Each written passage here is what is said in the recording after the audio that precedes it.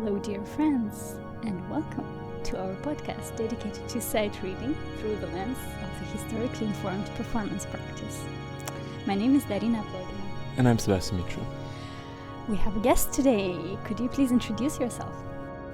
I'm Francesco Spendolini. I'm a historical clarinet player. Thanks for inviting me this evening, afternoon. What will be depends on when you will listen to this podcast. And well, I'm a professional historical clarinet player, and this is what I try to do in my life, day by day. You're a wonderful clarinet player, I must say. Yes. So today, what are we going to read today? A Schubert song. I don't know the name of it though. It was the kind of the last minute decision because it is a podcast about sight reading.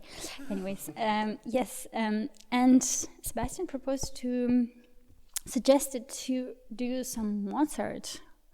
I did, but we didn't try it. This trio with viola and clarinetto, but I think Yes, the Kegerstadt trio is normally a little bit for alto and clarinet, and for flute is a bit complicated to be the alto part. It is a bit tricky to play the viola part, and because there is not so much of a melodic movement, and so we decided to change. And actually, I heard this song for the first time when I was in Norway.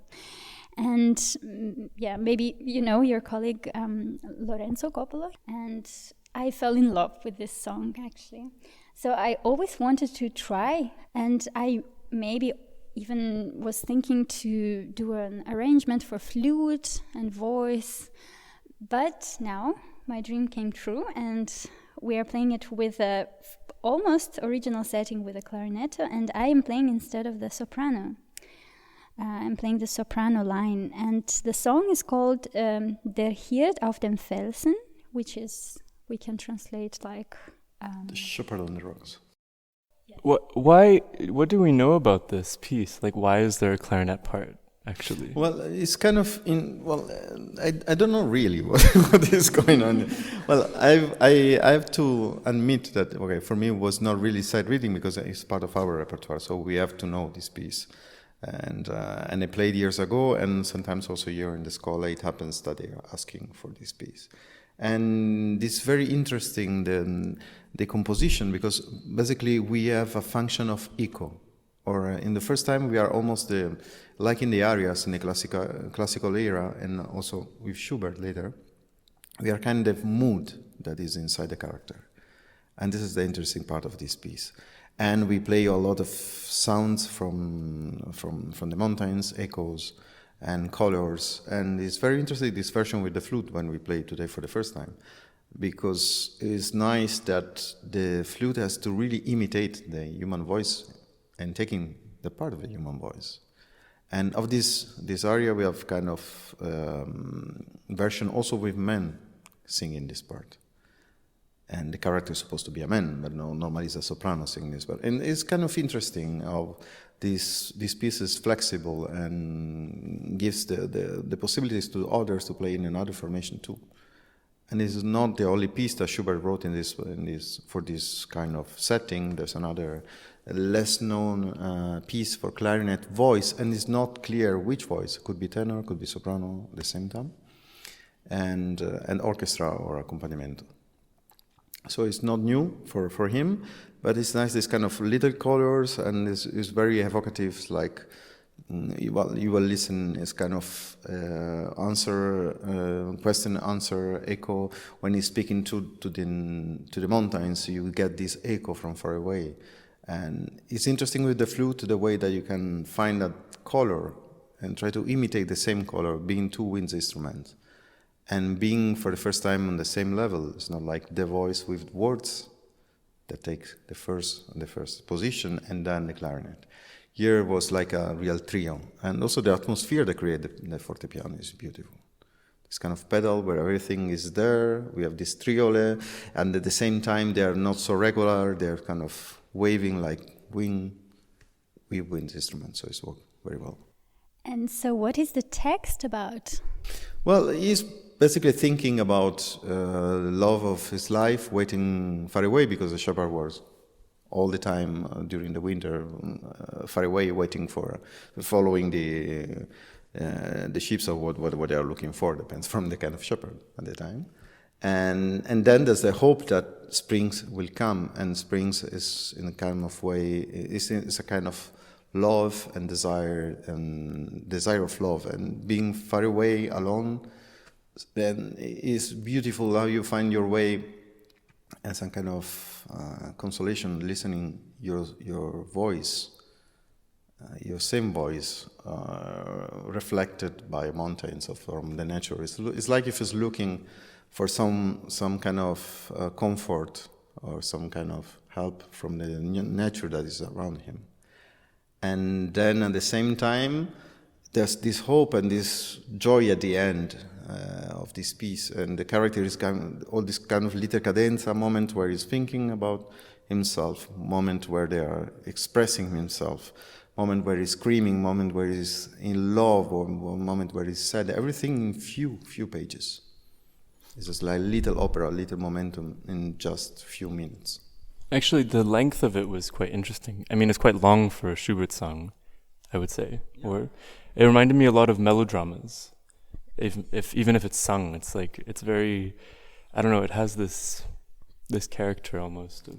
Yeah, there are all the elements. There's a kind of suffering, and there's hope, there's love, there's nature, and the beautiful things that everything is created and based on one character. But character becomes basically free. Is love that is materialized in the echoes, the nature, and the shepherd at the same time. That is a beautiful part of this piece. And you have always, so when you play that as also singers are musician. Okay. I say that. You can cut it, but yeah. But in the way that for players, wind players in particular, the imitation of the human voice and the text is super important. And in this piece, it's fundamental to learn and to understand which is the line of long notes, which is the phrasing, which is the freedom that you have in this phrasing. Anything is exactly like it's written. You have this kind of accio, this kind of linea that you can follow, but then you have to put your text, and we have no words, so we have to find a different way of doing that. And with the flute was nicer because we were both in the same situation. Normally singers, they are more about the passage or the words and be clear. In this case, we have no words. We have just to transmit what is the meaning without words. It's a different level. And we have to find rubato, we have to find colors, we have to find different sounds. And that's what I love about historical instruments, that somehow, in comparison with moderns and the culture that we have on modern instruments, you can create different sounds, and there's not one beautiful sound. There's a beautiful sound, there's an ugly one, there's expression of your face that you cannot show when you are in a recording or when you're in a CD, but you have to express with sounds. And an actor cannot have one voice, otherwise it would be like the one that is announcing train, often in delay, speaking about the Italian terms. This is the idea. When did you start playing historical instruments? Well, 2005, I suppose. Yeah, I was not so young. I have to admit, but it was a kind of. It was first sight love. Was like I was invited to play a requiem at the time, and the first time that I bought a recording on historical instruments. Was a recording, and I remember the recording because it was the one made by Jordi Savall. And now you're playing with him. And we are going to record the same piece. And last month, the Mozart Requiem, you mean? Yeah, yes. We will do that. And we played for the first time that last month, and for me it was amazing. I live in the CD that I bought for the first time. It was a huge experience, and I'm super lucky. I had a lot of projects with them. Colleagues are amazing, and the energy of the group is really an unicum. We finished now all the Ninth Symphony by Beethoven. We record all the pieces. We did in few months Schubert 8th and 9th. We did Creation, the Schöpfung by Haydn, and everything is there and is coming month by month out. And the projects are going on. He's 80 years young guy, 80 years old young conductor with the enthusiasm of a kid, and the energy of a Taurus is incredible. So we are going back to your personal experience with historical instruments. Because the thing that we're talking about, and you kindly agreed to highlight this subject because maybe for some people it can be helpful, that I discovered, and we started talking about some special abilities of human brain, and then I discovered that actually for you dealing with words and letters and texts, it's actually might be on a more difficult side than dealing with a musical score. How did it appear to you? When did you realize that? Well, I'm from the 80s, so I'm original 1980, the first generation. Before being millennial, I'm anti-millennial. The idea that at the time when I was in school, I had problems in reading and problems in writing. Not that I was not able of writing, but the graphia was horrible, and I thought that it was. And I was studying. I was not an idiot. Well, it depends from my point of view, but yeah. I was spending time in doing that. And it was very difficult for me reading I would say, ad alta voce, I would say in Italian. And for me it was a nightmare. Yeah, ad alta voce means reading a book for others somehow. Mm-hmm. And I remember my first teacher that was obliging me to record myself reading, and I was traumatized. I was listening what I was reading. It was horrible. I was not able to do that. And I got a little bit traumatized from that point of view. And then with the years, I discovered that was dyslexia. Dyslexia is kind of little things that your brain is doing that is a very difficult way of express yourself or getting the data that you read or you want to write in a properly way outside. You understand everything, but you have some block or something is not the right part of your brain that is working in that way. Then you have different level of that. I'm not terrible cases. I can read, but I have to find a different way of doing things. So about reading books or stories, or when I have to speak or read something, I had to think to act. So interpretation, find an interpretation, find a way to make it creative or interesting for myself somehow. And I have all the problems that for sure you have in writing. Graphia is horrible. I mix B with D and P with B. I have to write like capital letters. It's a little bit. I feel dumb, but I know that there's a process. When I write notes very fast, for me it's like reading a doctor recipe from, that you have to try to understand. But in somehow was a different way I have to manage it. And I discovered, for example, that when I was, at the time when we were in the church and when we were young, and I was kind of Catholic, I was obliged to be Catholic, in the church we were reading like a karaoke with the songs. And when I was singing, I didn't have any problem in reading, because my brain was not focused on reading, was doing something else. And then with the time, I discovered that with music was the same process. My brain was completely detached from the reading stuff, using eyes for transform something in a different stuff. And was easier. And for music was easier. And was somehow beautiful. And at the same time, in the last year, I understood that my way of playing, for example, is very connected with the language expression.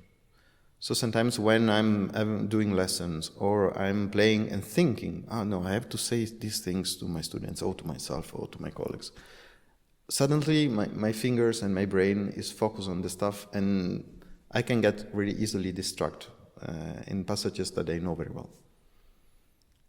So it's like that people that have very fast reflex in doing calculation, because they use that part of the brain for doing calculation that normally is dedicated to physical reflexes.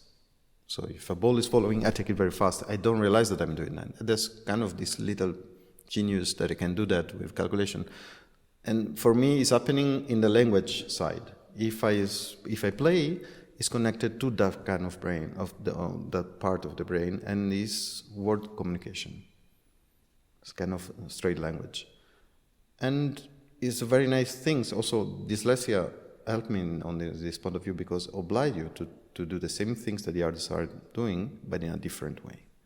So you find a different way of finding a solution. If the others are faster in the things, you have to find a different way to get the things. And music helped me a lot when I write poetry or I write text or I improvise text. Using rima or this kind of musical part of the language helped me a lot for finding words, for finding a way of express myself.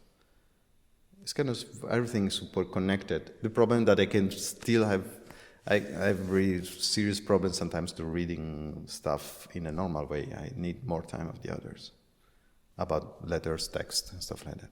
So, sorry. Wow. Thank you very much for sharing your story. Maybe for people who have similar problems or issues, they can be inspired by your example for sure. There's a very bad, very bad attitude that we have, that people that has often dyslexia. In the society, there's maybe sometimes people don't realize and they put pressure on children in schools. At the time, yes, but in the 80s, because they were not speaking about the things. Now everything, every kind of little problems, there's someone that studied that and knows how to manage. At the time, it was like, you cannot read or you cannot write. But at the same time, you can write in the way that you write things, text, that they can get prizes or can get kind of things that are working. But the way that you're writing, the graphia or things that you put things upside down, or sometimes also when I work or when I speak, it happens, stuff like that. And the horrible things that you open always automatically the book from the back. And it's not very nice when you are reading some kind of, thriller stuff or this kind of stuff. You know already the end is not nice. You see the killer. Yes, so actually going back to the song that we did, it's also written based on poetry or on Müller's poetry that is called the Berghirt, so the Shepherd in the mountains. And what we could say about the form is very interesting, isn't it? So we have like a little introduction. Yes, a small introduction, and then what is it, andantino? Yes. I think it's super interesting because also the form is, there's always different types of accompaniment that he's using. So the first part, it's only triplets, like the whole time, for the piano, I mean. And then we get like a Ständchen, this like how do I explain that? I just immediately called it Ave Maria because that's the famous accompaniment. But actually, I think it's closer to the song in Ständchen, which is this, this Gretchen when she's at the spinning wheel or whatever. And he uses the same accompaniment. Yes. Anyways. And then at the end, it's like a polka or something. Like it's totally. Well, he's already enjoying the party that when we go back. It's totally party at the end. How the accompaniment is changing with the feelings of the and it's clear. It's not something only in the harmonies, but the rhythmical parts get, and all these yodel ideas that are inside, and all these kind of bells effect in the beginning, in the middle. And there are things that when I played them was young on the modern instruments, it's not the same color. There's this woodish color, which is more natural than this kind of ebony and silver and a lot of key. Everything is created by your mouth, and your feelings is not made. The sound comes for you, not from the instrument. And this is what I love about historical instruments. And it really exploits the registers. Like the very clear registers of the clarinet, I think, are quite... Is using all the registers that were common in that period. We are around 1828, I suppose, something like that. And it's clear the instruments that they have has not so many keys, could not really play not all the tonalities. So the tonalities is very comfortable. For example, for the clarinet, a little bit less for the flute because there's a lot of oh my god, yeah. flight going on. But and but it you was an manage very honest well. sight reading from my side because I Same. didn't play this piece. And yes, it was very special because, of course, the more flats you have on the simple system traverso with a lot of keys, the more complicated problems you get. And yes, so it was very interesting to explore these keys. But it was very interesting at the end of this allegretto, at the end of the piece, that the clarinet part gets really intense and virtuoso, and you're finishing in fire. Yeah, this kind of fireworks. At the end, this kind of the idea is all the pieces are huge crescendo.